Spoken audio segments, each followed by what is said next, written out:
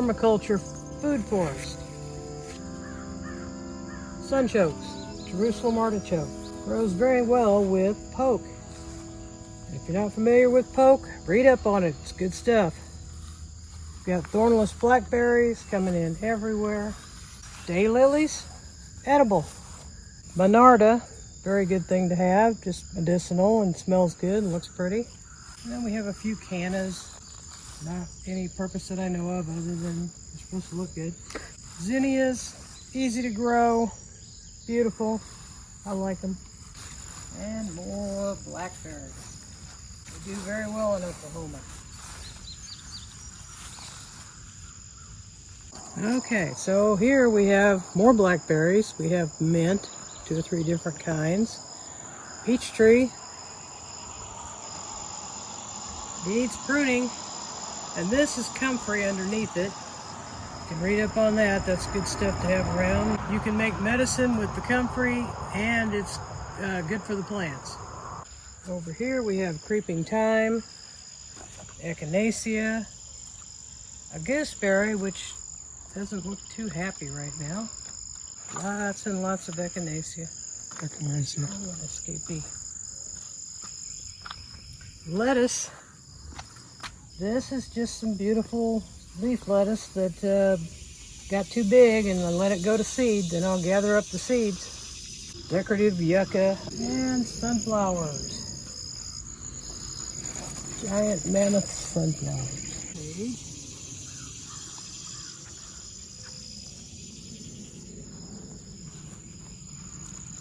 These plants in here are ginger, and then we have a lot of oregano through here.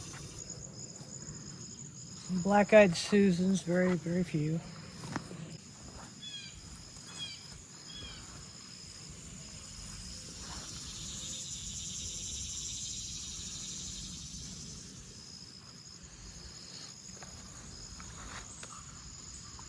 Got a tomato.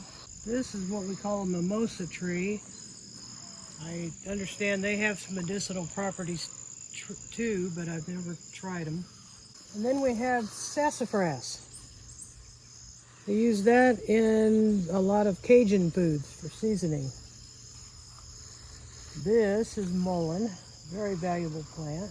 And we have fennel. If you come in here close, you can see the caterpillars in here, these swallowtails. And one of the patches of asparagus. That one's doing really well. How many patches of asparagus do you have? 4 different areas. This is a redbud tree, mostly for decoration. This is a persimmon. Just planted it last year and it's doing really well. Those are Chinese privets and they're good shade, I guess. This is a bridal wreath spirea, and you'll notice it looks very similar to this, which is a Chinese privet. Invasive species, but it does have some uses. It's a good windscreen and provides food for birds. Over here we have some rhubarb. Rhubarb does not like Oklahoma, but I found that by putting it on the north side of the house in the shade, it will grow. And this is a lilac. Rose of Sharon. And this is a mulberry, a Pakistani mulberry supposedly. More lilac. This delicate little vine, it does produce an edible fruit. It's not the greatest thing in the world. It looks like a little tiny watermelon. Kuka melon or something like that. Anyway, then I put the green beans here all along the flower garden just because they're pretty and it's food. Little beans, lots of pretty flowers. I think these are black beans, that's why they're kind of small. I found that it's much better to grow these pole beans than the little bush beans because they just keep producing. Okay, over here we have a Honeycrisp apple. Also needs pruning. There's Lemon balm underneath, more comfrey. Lots of strawberries. This is a pink lemonade blueberry. Very good. And a fig. I don't remember the variety on this one. There's I see we have a fig. one little fig there. So there must be more. Figs grow very well here. You have several plantings of figs, I understand. Yeah, more figs. Another mullein. That one's the big one. That's impressive. It is. So it's already gone to seed. Yeah. It is producing seed right now. I have more poke and another fig. It's all gotten a little out of control. These tall plants back here are called Mexican petunia. They have pretty purple flowers next month. I don't know if there's any medicinal purpose for them, but I like them. This is a black currant. The big tree right there is a hazelnut. And down here, it's called a honeyberry. They're like really early spring, make delicious little blue fruits. There's 3 of them here. Oh, look at all the figs. And then there's this. This is your Chicago hardy fig that I've had for many years, and it really produces. So you recommend that variety? Yeah, definitely do. There's another hazelnut tree. Is that peanut? Yeah. More beans. All different kinds, all together. Pollinators?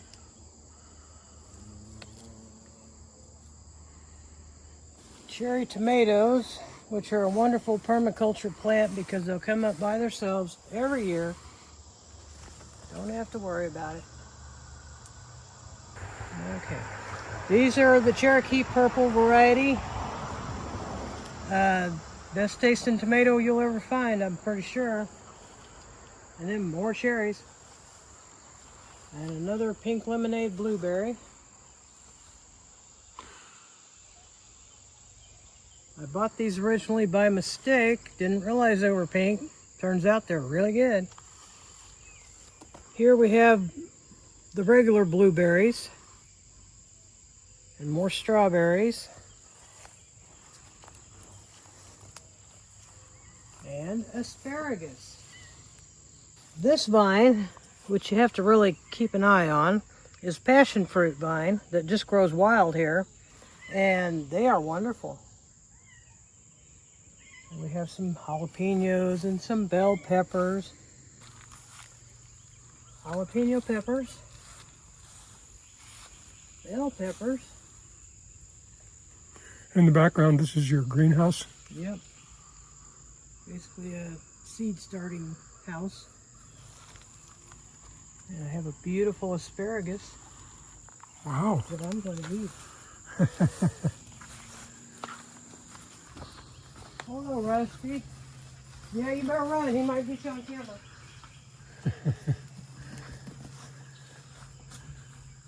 Okay, here's a lot of basil. Of course, you have to plant that every year because it does not come back. More asparagus, more blackberries. Got turmeric and ginger here. More beans. This area is mostly chocolate mint and a gooseberry. And this bush is called an aronia berry. They don't taste good, but they're supposed to be very high in antioxidants. So I let them grow. In here, there are fall blooming crocuses, which aren't up right now, but those are the ones that produce saffron. Big tomatoes. More of the Cherokee purple. This is a mustard plant. Very delicious. This is the mustard?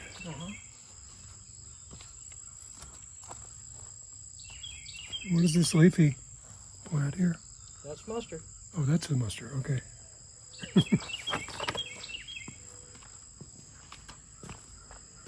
This is arugula.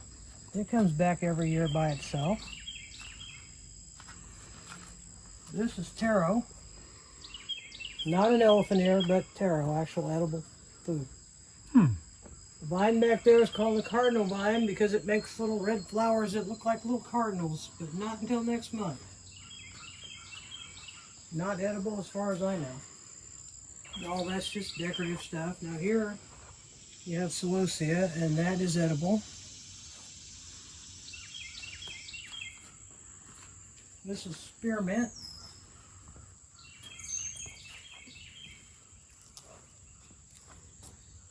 What's that in the pot? Well, in the pot is jasmine, but of course, and plantain.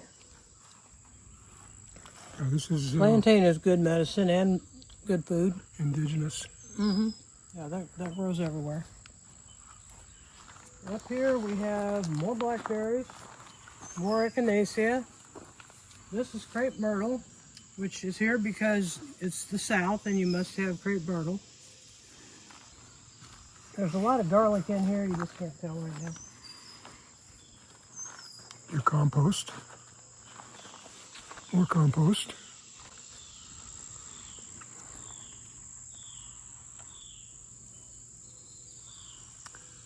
Very tall pine trees. This area was supposed to be an orchard. Unfortunately, the nectarine died. There's some serviceberry in there, but they're just babies. Elderberry, the big tall, with the little fruits on top. And another mulberry, a big mulberry. This is elderberry.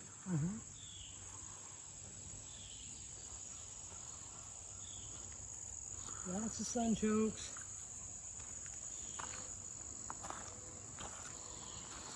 Another fig.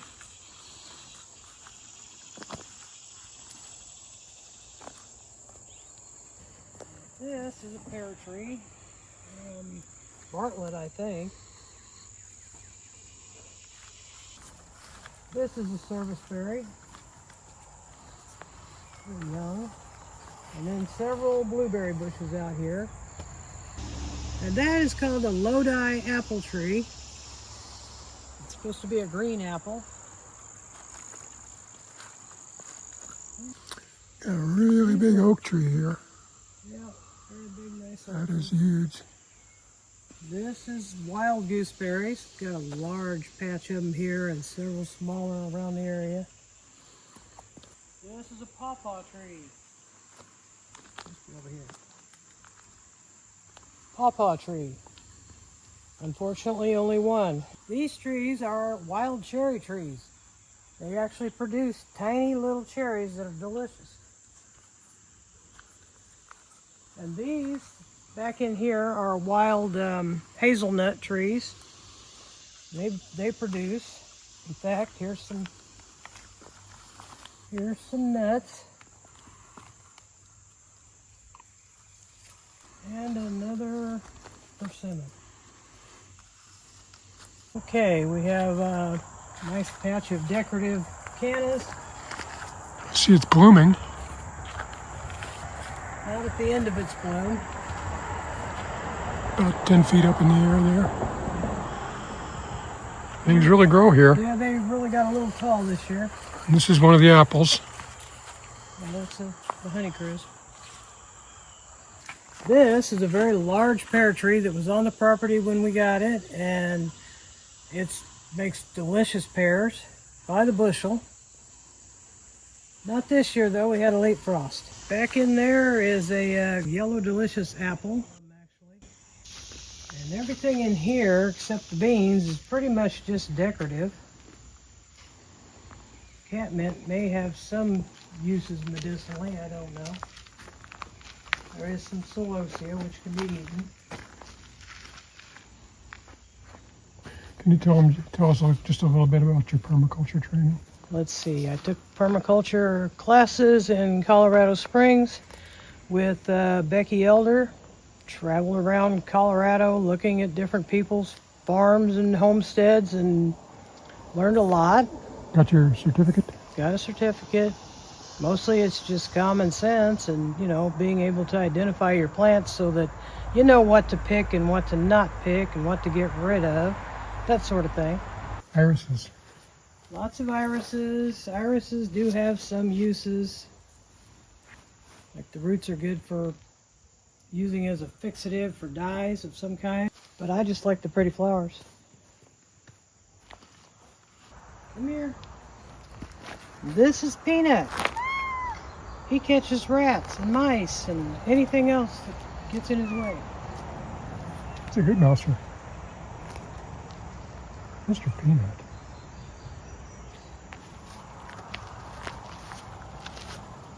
And the star of the show, Mr. Rusty. And this is Rusty, and he's just for decoration. It's a pretty kitty. Mr. Rusty. Had a lot to say this morning. Oh.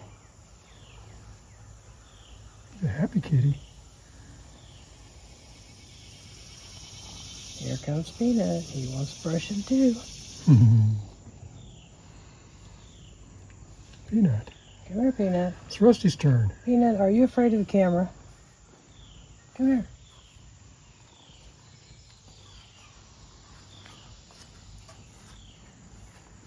Peanut.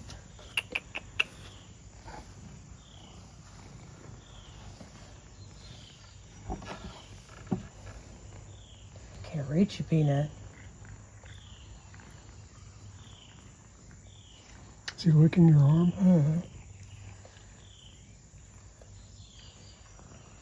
Kissing you. Yep. It's a kitty cat kiss.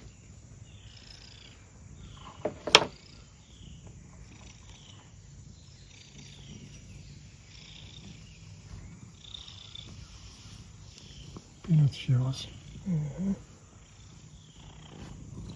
Hey, Peanut. Very suspicious of this thing in your hand.